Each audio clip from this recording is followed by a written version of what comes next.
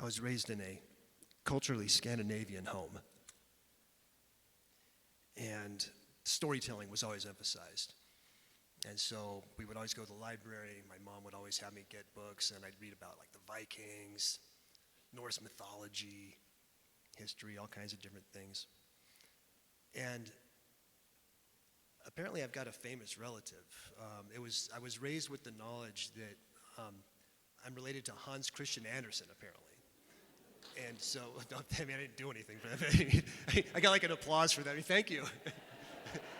I will definitely take applause for the genetic fluke of my existence. Thank you. And so I've had a particular love for his stories as well.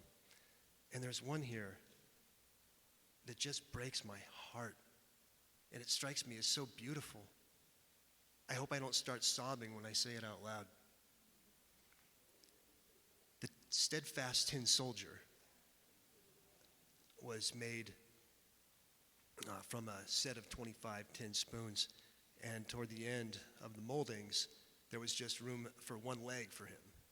So he was always standing at attention on one leg, and he was in some kid's room, just some boy's room as a toy, and he was on a shelf just standing there keeping watch, and he looked,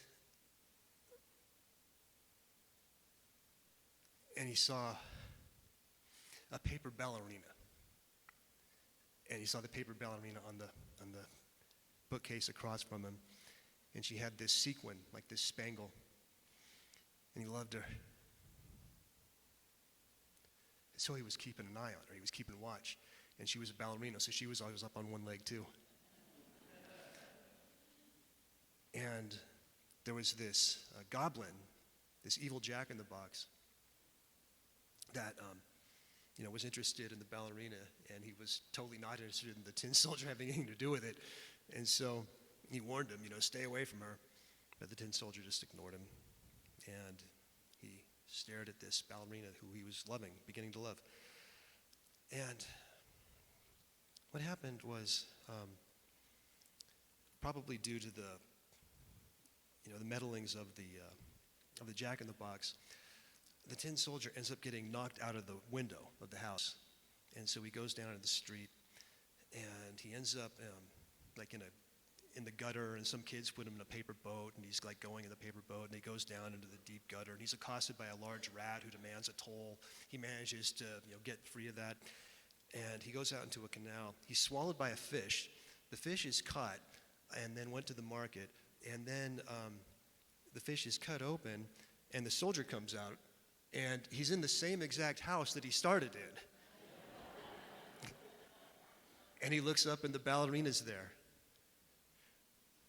And he looked up, and he saw her, and he loved her.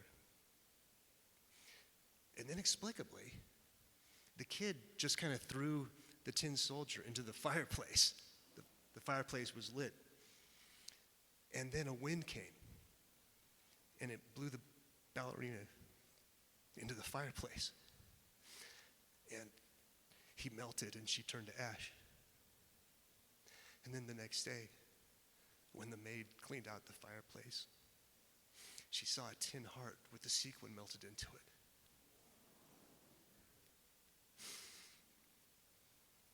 And I like to think that that's kind of emblematic of my parents who are together again in heaven.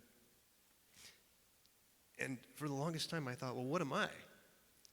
If this story's about them, what am I in this story? And I thought, actually, for a while, maybe I was the wind that blew the ballerina in the fire so they could be together. I thought that'd be kind of cool. But then I realized, and I was talking to somebody about this, and I finally realized that the character,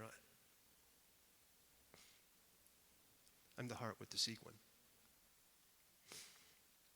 I'm their love left behind. I'm on earth, they're in heaven. Let us not take for granted love in our lives. Let us not take for granted the depths of love we can have for each other. Let us never cease to appreciate God, who gives us the capacity to know perfect union with Him and to be reunited with our loved ones in heaven. And let us appreciate the fruits of our love, our kids, or in our case, our works.